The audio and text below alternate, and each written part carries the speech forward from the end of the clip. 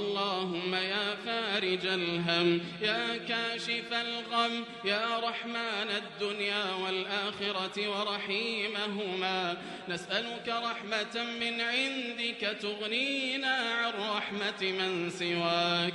اللهم إنك تسمع كلامنا وترى مكاننا وتعلم سرنا وعلانيتنا، لا يخفى عليك شيء من أمرنا. نحن الفقراء بين يديك، نحن المقرون المعترفون بذنوبنا، يا فرجنا إذا أغلقت الأبواب، يا فرجنا إذا أغلقت الأبواب، ويا رجاءنا إذا انقطعت الأسباب وحيل بيننا وبين الأهل والأصحاب.